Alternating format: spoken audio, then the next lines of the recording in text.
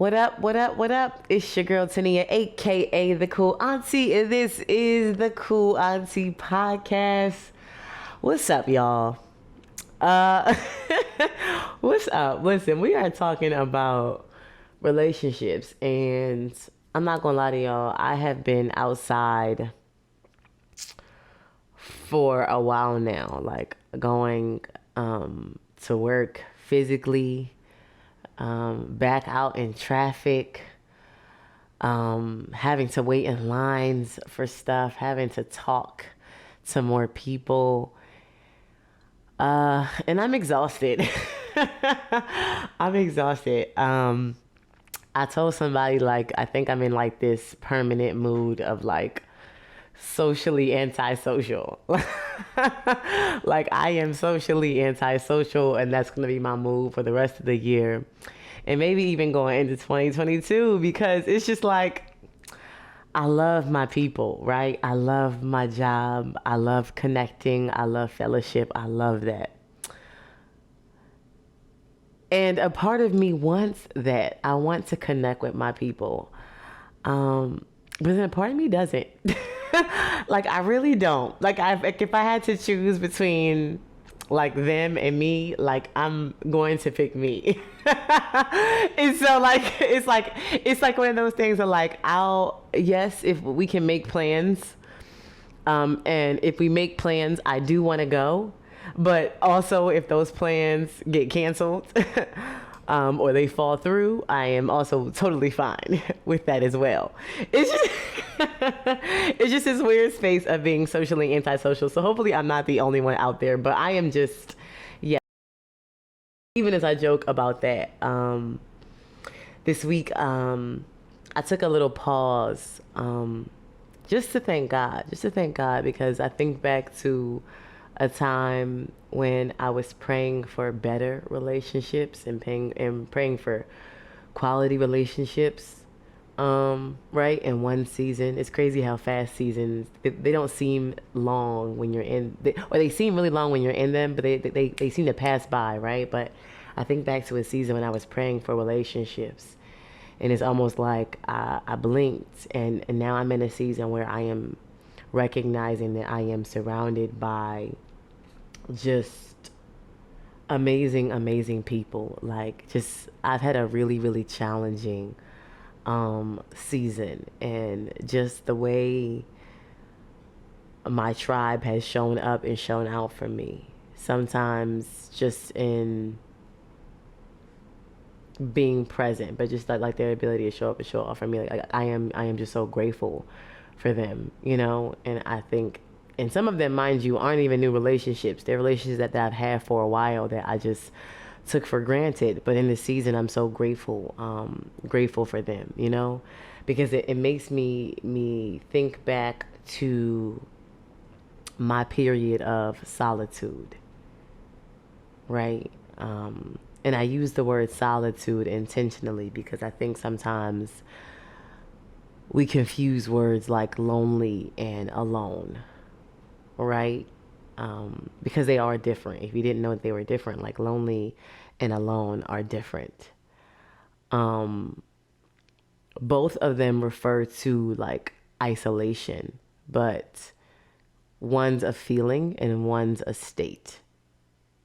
Like, loneliness is a feeling. It's like to sense or to feel like you are alone. Whereas to be alone, or like solitude, is the state or condition of being alone. And I think as we're talking about relationships, I think to a period of like my singleness. Not only was I single romantically, I was single in such a way that I had isolated, in some ways self-isolated, in some ways I think it was God working, right? Like literally a period of singleness where it was just me, me and God, right? And and then words like lonely and alone pop up, and I'm not even gonna lie to you. Even like being single now, this is probably the longest I've ever been single, right? And that I am I have been, or in the past I was a serial relation, like a serial dater. I was a relationship kind of girl. I was only single for months before I was into a new relationship, and so I kind of had this. I had to admit and come to terms with the fact that I had this negative connotation with being single, right? Some of it was just personal insecurity. I think some of it has to do with just societal norms. You know, when you're single, people like, they immediately think like, what's wrong with you? Like, you're single, why? Like, there has to be a reason as to why you're single. Um, and so even for me, I struggled with that idea of lonely versus alone. You know, this idea of how you is it, I guess it kind of goes back to this idea of perspective, right? It's all about how you see things, right? Because both loneliness and solitude refer to isolation, but one refers to how you see isolation, whereas the other one refers to actually being in isolation. Um, and it's crazy because even as like throughout this series, I've been having just conversations with people about relationships. Everyone has hinted at or somehow referenced this idea of like the importance of being alone, right? About how like you have to really find yourself before you can find the love and the relationships that you want, right? But and it sounds good, right? It sounds good, and like like it sounds good in theory, and it sounds great when you have someone now. But like for somebody who's in singleness, it was a hard thing for me to grasp. Um, and I think it's because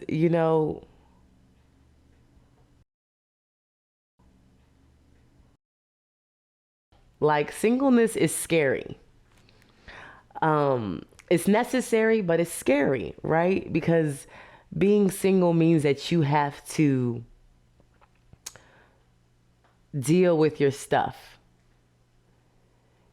It means that you have to really sit with yourself, to confront your emotions, to confront your own thoughts. Like you're not being occupied or distracted. Like you're forced to sit there, and that's scary because feelings and trauma and the mind itself, those all those things are scary. I've been researching mental health a lot lately just because of what I do, and there was a study in this journal that said that people would rather electrocute themselves than to be alone with their thoughts for 15 minutes. Isn't that crazy? That people it was a study that was done, and people say they would rather electrocute themselves than to be alone with their thoughts for 15 minutes. And it sounds crazy, but it really isn't crazy because I also read, and get this, they say the average person says 19 negative things to themselves every single day. And like that's just the average person. Like the average person says 19 negative things to themselves every single day, right? And so this idea of being single or being in a state or a period or a season of isolation means that you have to sit with those negative thoughts. And that's scary, right? That's so scary. But as somebody who, while I am still in a period of singleness, I feel like I have shifted from at one point what felt like loneliness, because it was, to now just being alone. And I would even say that I'm not even alone, maybe romantically, but like outside of that, I'm not really alone. But now that I've kind of evolved through my period of singleness, I could say that I understand why it's so necessary. Like before it was just like I understood it here, but now I understand it here. because I think in that time when you really sit with yourself, you you begin to understand who you are, right? And you recognize that understanding and really unlocking who you are is the key to unlocking everything else that you want to see. You know, it's like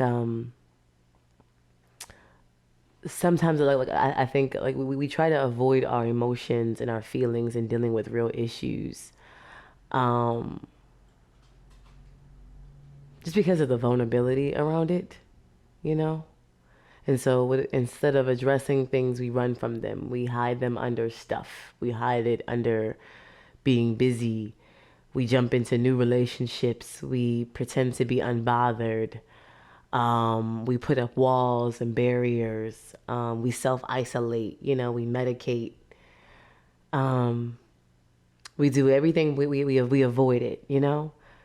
But I think like this idea of like not only just isolation, but just this idea of getting to know yourself. I think I look at it almost like taking vitamins. And it sounds crazy, but like stay with me. I think like my mom, like when we were younger, we used to eat those Flintstone vitamins, like those little hard Flintstone vitamins. I don't know how old you are. But I'm that years old where we had those candy Flintstone vitamins. And mind you, at the time I had no idea what vitamins were. I just knew that it was a candy that my mom allowed us to eat after like around bedtime. So I was with it, right? Only to now in my adulthood to recognize that vitamins are preventative, right? They're things something that you take to prevent illness, right? Versus medicine. Medicine is something that you have to take it's more reactive, right? You have to take it after you've been diagnosed with the illness, right? And so many of us, we have stuff, right? All those feelings, all those thoughts, all those emotions, we have stuff, right? And because we aren't taking vitamins, right, and processing and kind of getting ahead of that stuff and sorting through it as we're going through it and processing it as we progress, right? Instead we try to stuff it down, not recognizing that when we hold it in, it actually comes out in other forms, right? It takes new forms and it comes out in other symptoms, right? And so we end up later having to take medicine for something that we could have taken a vitamin for. you know we're having, instead of address, we don't address the pain in the first relationship, and so it takes us two more relationships and being broken two times over for us to address that issue that we could have dealt with in a previous season, right? And I say we because I've been there, you know and I understand what it means to be scared of that process, because um I mean, depending on your life story, I know I've been through my own layers and levels of trauma, but trauma, trauma and truth, they're hard to face. They're hard to face. They're hard to face. But the challenge with that is that many of us, because we aren't looking inside, right? The idea of like, that isolation and getting to know yourself, right? I call it like, getting into it, right? This idea of that intuit and tapping into your intuition and learning yourself. Um, because we aren't looking inside for the answers, many a times we're looking to people and to things and external things to give us what we should be giving ourselves. You know, if I've learned anything in my relationship journey, especially in the past few years, is that things like happiness and love, and joy, although like, confidence, all those things are inside jobs. Like many of us put it on other people to feel love, for us to feel loved, for us to feel valued, for us to feel worthy. We put those expectations on people to do that for us. You know, by the way, those are very unrealistic, expectations, because you have to be worthy. You know, I can love you all I want, but if you don't love you, you won't be able to receive the love that I have for you. You know, and so I had spent years, Like I've had all kinds of feelings and thoughts as it relates to love and vulnerability and submissiveness and independent. I had all these thoughts and feelings and emotions as it related to my relationships that I had suppressed over the years, that I had, I was able to bury under jobs and being busy and goals and other relationships and just distractions, right? I had been running from them for so long um, that by the time I hit that period of isolation, I was just mentally and emotionally exhausted, and I was tired of running from them. I'm like, you know what? Yeah, you ever like, um, it was almost like there's this. I don't know if I was listening to a podcast or a lecture or something, but this guy said that a common mistake that people make in adulthood and in entrepreneurship is that when they make a mistake and they fall, they get up too quick. Right? He says you shouldn't get up too quick. He said that whenever you fall and you take a spill, he said you should always sit there for a second. He said because if you get up too quick, you won't realize what you did to get down there. And so you'll only end up right back down there at some point. Right? He said, like, sometimes you gotta sit there and process, okay, what did I do to get here? Right? Process, okay, what did I do to get here? Right?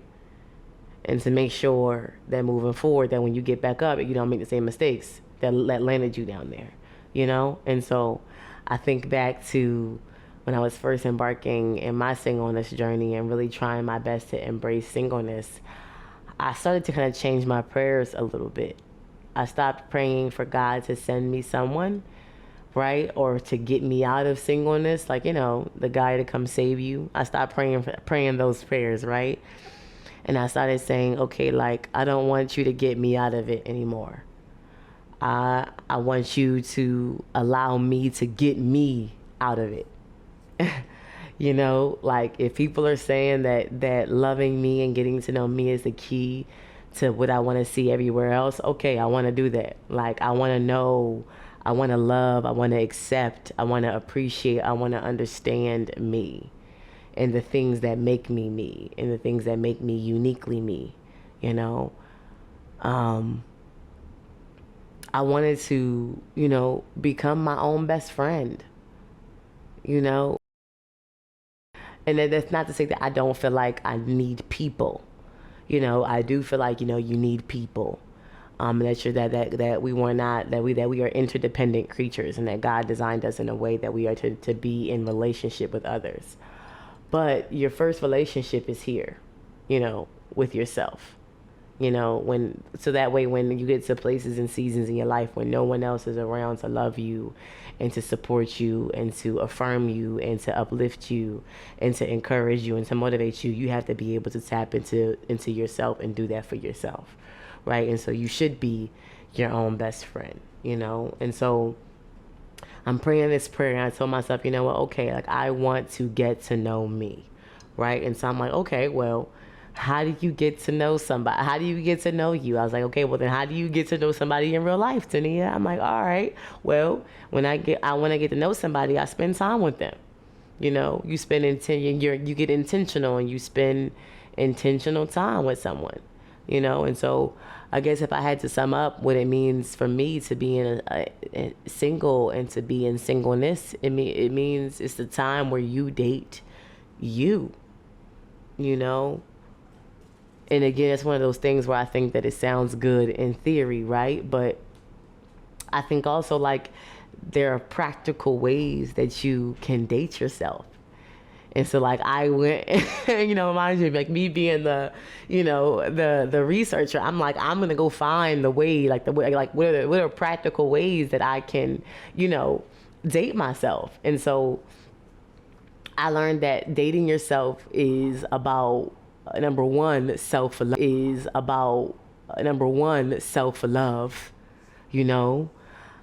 It's showing affection to yourself. So how do you show affection to yourself? Um, it's treating yourself to nice things. It's making yourself, feel beautiful. It's putting a smile on your own face. Like it was a season in my life where I was intentionally trying to do at least one thing every day that put a smile on my face. I was having car concerts. I was treating me to things on Amazon.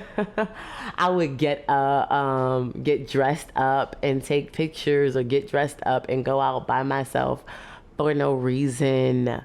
I was giving my own self, like, treatments and massages and, all kinds of things.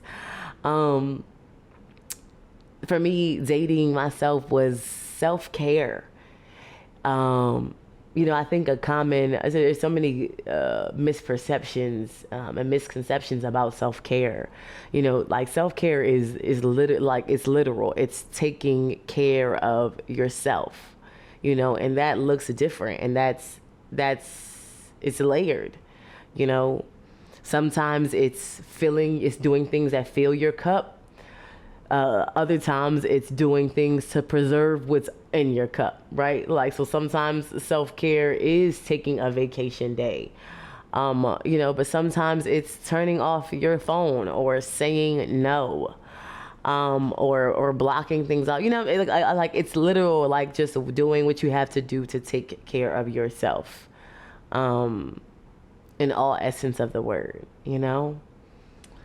Um, Dating me was a lot of self-reflection, man.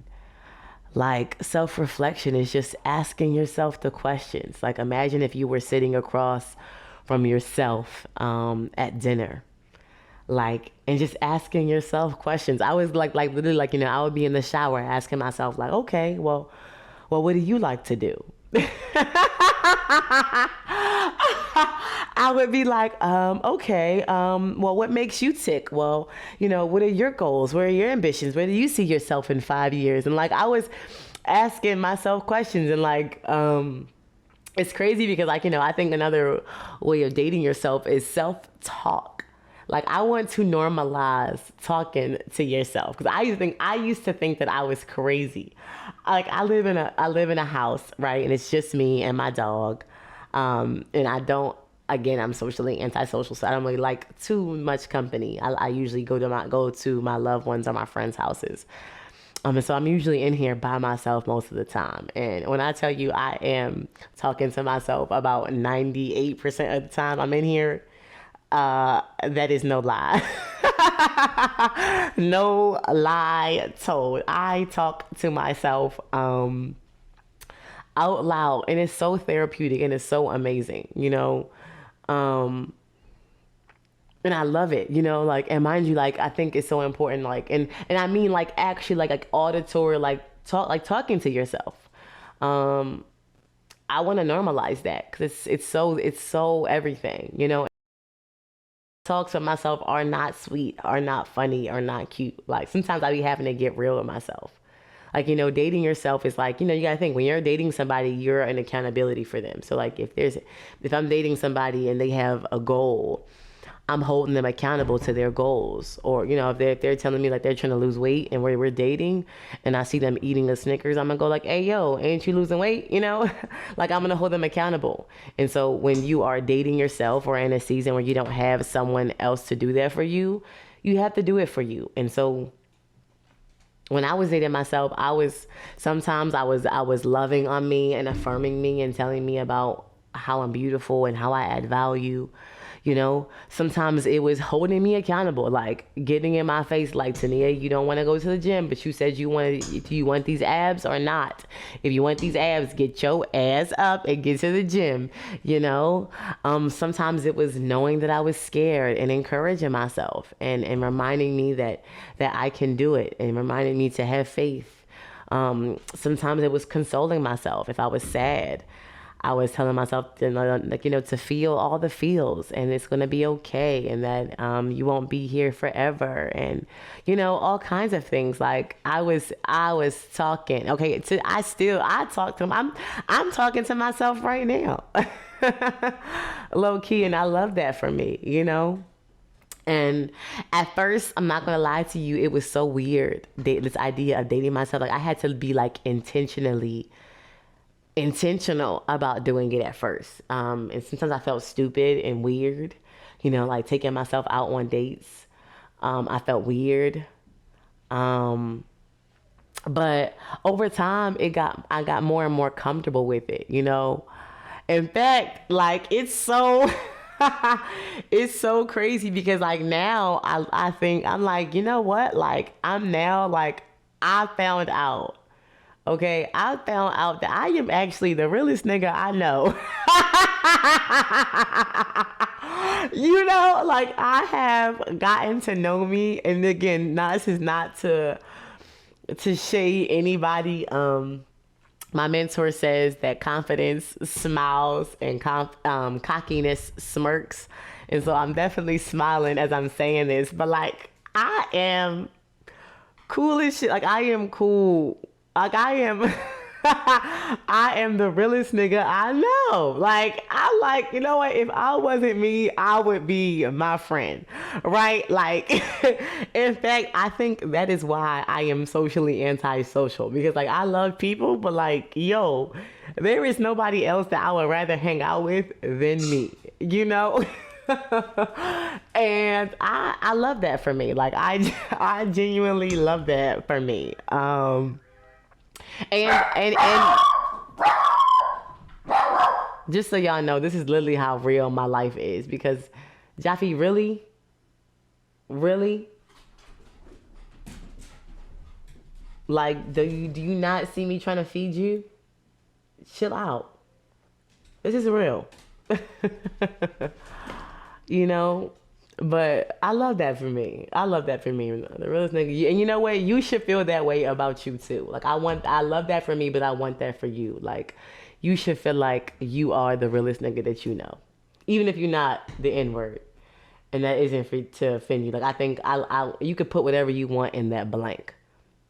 Like I say the realest nigga because that's just how I talk, and I don't care who's offended by that because that's how I identify. You can put whatever you want in that blank, but you're the realest blank, but you should feel that way about you, because you are, and so I don't know. I know like there are people listening, some folks who listening.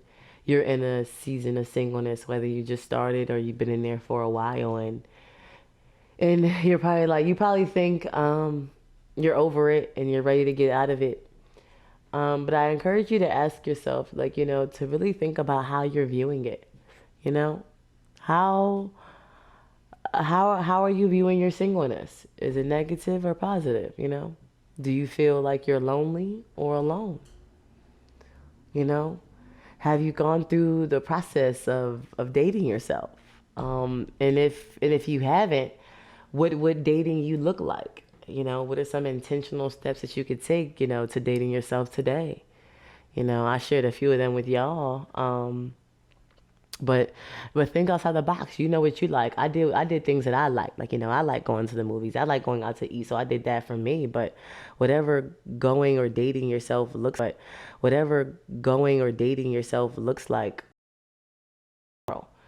you know? And not even just again like that whole like not just treating yourself, but like also like again like that idea of getting to know you, asking yourself those questions. Um, I don't know, like what do you need? What do you want to know more about you? You know, that's so important. I think again, especially I think about if I had I think back to when I was in that time and how even though I was so lonely, I think back to if I had encountered a guy and had tried to date, I would have been so messed up. It was definitely not as healed and as clear as I am now. Um, I wasn't healthy. Like it just would have been so bad. So timing is like it's just God's timing. Okay, they say God's timing is God's gift, and I believe that wholeheartedly. Um, I'm living testament to it. And so if he's not doing it right now or it's not happening right now, remember that God's timing is God's gift. But I think one of the best ways to demonstrate faith, and I'm learning to do that in my own life, is to do things out of expectation, you know? And so if you see, you know, a relationship in your future and you believe that God is bringing someone to you, because I mean I think he is, I mean I know everyone's not meant to be in a relationship, but I genuinely believe that God wants that for you. God wants love for you. God wants love for me. I believe that. I believe that everyone deserves love, and so I think that if you're somebody who's looking to manifest love in your life, start preparing for it. When I was dating myself, that's what I was telling myself. When I was treating myself to my nails and my like my physical appearance, okay, I want to always look good for me, but also I want to look good for my partner. So I was getting used to upkeeping myself, right? When I would